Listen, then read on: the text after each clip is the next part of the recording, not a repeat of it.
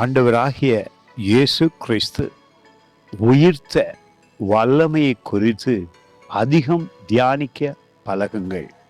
கிறிஸ்து உயிர்த்தது அதிசயமான அற்புதமான ஒரு வல்லமை பூமியிலே.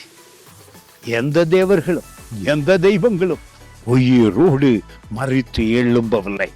இயேசு கிறிஸ்து உங்களுக்காக எனக்காக பாவத்தை, சாபத்தை, நோய்களை, நொட்டிகளை, துன்பங்களை எல்லாவற்றையும் மேற்கொள்ளத்தக்கதாக உயிர்த்து எழுந்து அந்த நம்பிக்கையும் அந்த விசுவாசத்தை உங்களுக்குள்ளும் எனக்குள்ளும் வைத்திருக்கிறார்.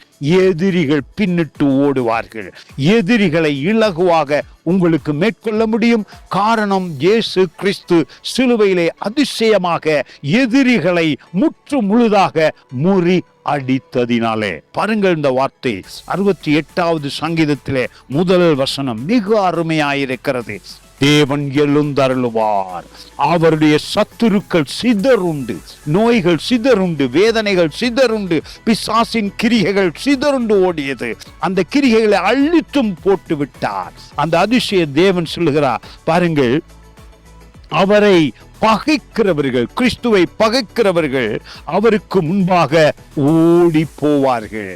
நோய்கள் ஓடி போகும், வேதனைகள் ஓடி போகும். காரணம், உங்கள் இருதயத்திலே இயேசுவை விசுவசிக்கிறதுனாலே, இயேசு கிறிஸ்துவை ஏற்றுக்கொள்ளுகிறதுனாலே, அவருடைய நாமத்தை விசுவசிக்கிறதுனாலே, அவருடைய அன்பை விசுவசிக்கிறதுனாலே.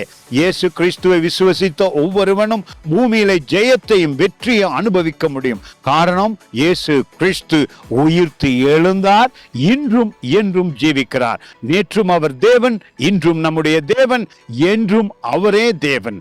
அந்த விசுவாசத்தை உங்களுக்குள்ளே கொண்டு வரும் பொழுது எந்த வியாதியாயிருந்தாலும் எந்த எதிரியாயிருந்தாலும் அதிசயமாக விரட்ட உங்களால் முடியும். God bless you.